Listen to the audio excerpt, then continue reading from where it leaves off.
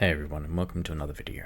I feel like every person that's in the cars has been told that it's not worth modifying your vehicle. They've either been told to buy a new one, or parts are just too expensive and it's not worth it. And to that I always say they're right. They're 100% right. But buying modifications and buying a whole new car is a completely different thing. When you buy a new vehicle, it's because the vehicle you have is either outrun its use, or because you need to buy a new vehicle because the one you have is either not working, or somehow you're just rich and you want a new vehicle. So, because there's a strong difference between modifying a car and buying a new one. Because you can buy a new car and modify it too. I feel like it's strange when people say don't put new parts into your car. Like servicing your car kind of doesn't do the same thing. And sometimes you have to put aftermarket parts in your car because they aren't made anymore. I think some people just think that new cars have superior parts or something like that. But then there's some weird people that just don't like having old things. I mean, take cell phones for example. Some people have to have the latest cell phone. And to that I say, do what makes you happy. And the car I'm driving right now makes me happy. So why wouldn't I modify it to make it better and last longer? I bought my Honda Civic in 2016. In all those years I've had this car, I've done absolutely nothing to it, other than major services and a hell of a lot of scratches.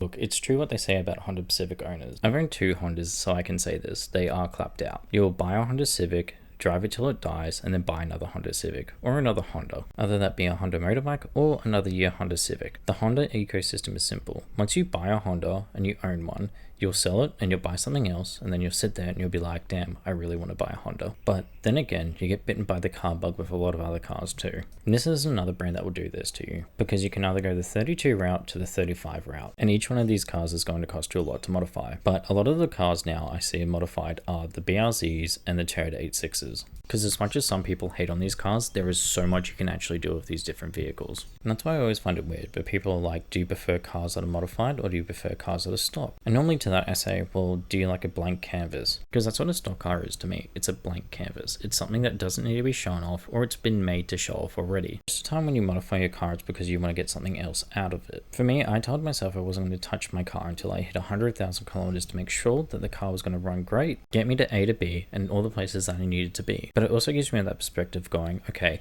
I've had this stock car for this many years and this many miles. What do I feel like I need to do to improve the car to make me want to keep it longer? Because yes, I can buy a brand new car and modify it, but I've already got a car that I've loved, I've driven the hell out of. I know what I can do and I know what I can get away with. I mean, the dream for my car would be to put a K20 in it, make it all-wheel drive, and have a freaking absolute monster of a car on the road. But sadly I don't have the time or money to do that yet. So that's why I don't think what people understand about modifying your vehicle. You don't modify your vehicle because you want to have it to last forever.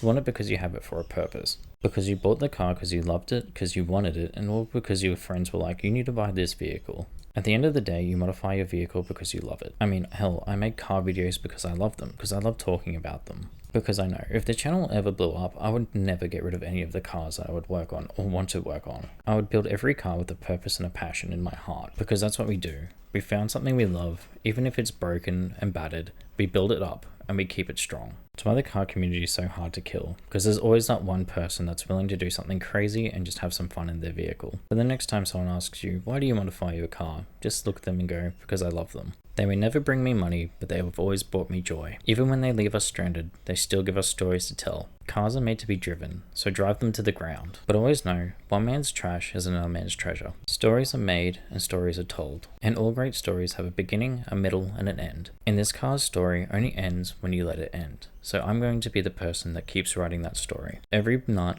every bolt, every time I cry and scream that the car's not working and not doing what it wants to do, I know I'm keeping that car's soul alive. I'm keeping the story alive. Because no great car story ever started with, well, we built it and it worked the first time. So to that I say, raise our spanners high, and I'll see you in the next one. Thank you guys for watching. Don't forget to like, subscribe, and leave a comment down below. Thank you.